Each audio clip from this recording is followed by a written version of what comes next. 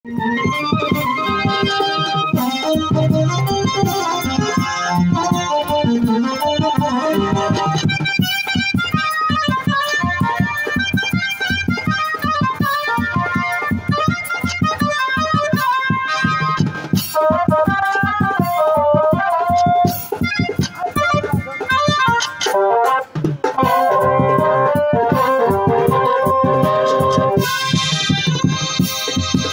হাঁটাহাঁটি করে লক্ষ্য রাখবেন, চাকার দিকে লক্ষ্য রাখবেন। চাকার কান্দে বোঝা, টাকা কিভাবে ওঠে আর কিভাবে বসে একটু লক্ষ্য রাখবেন। টাকা বসেন, ভয় নাই টাকা, ভয় নাই, ভয় নাই, বাবাজি ভয় নাই। সাবাস সাবাস, উঠেন বাবাজি, উঠেন উঠেন, আল্লাহ ভরসা, বাস। আরেকটা বার, আরেকটা বার।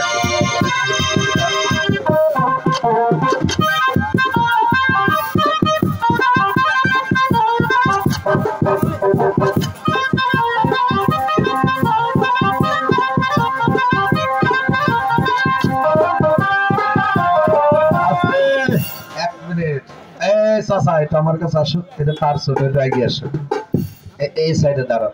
আচ্ছা, আপনি যে বললেন 10-15-20 কেজি জিনিসটা আমি চলাফেরা বসতে উঠতে পারবো না, ছেলেটার ওজন কি 20-50 কেজি নাই? হ্যাঁ, এই দেখেন বলছে আমি বসতে পারি না, তাহলে যে বসালাম, আপনি কি খুশি হয়েছেন? খুশি? তাহলে আপনারা কি খুশি হন নাই?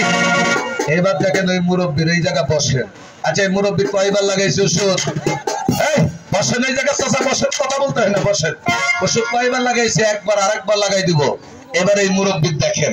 কিন্তু আমাকে অনেক ভাই জিজ্ঞাসা করে, ভাই আপনাকে আমি ধামরহাট প্রতিহাটে দেখি, আপনি স্টক প্যারালাইসিস রোগী মজমায় হাঁটান, আর একটা ফাইল যদি কিনতে যাই আপনাদের চেম্বারে, তাহলে দাম কয় হাজার টাকা।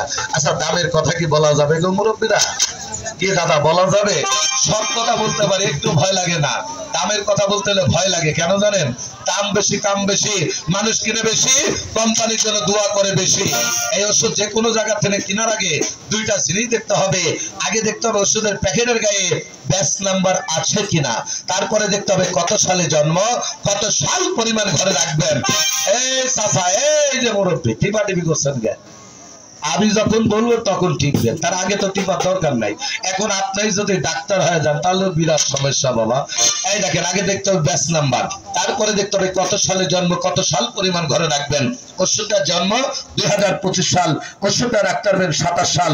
নিচে এমআরপি, খুচরা মূল্য, সর্বোচ্চ রিটার্ন প্রাইস মূল্য, প্রতিটা প্যাকেটে নির্ধারিত রেটটা বসানো রয়েছে 200 টাকা, 200 টাকা, 200 টাকা, 100 টাকা কম দেবেন, সরকার ওষুধ দেবে না।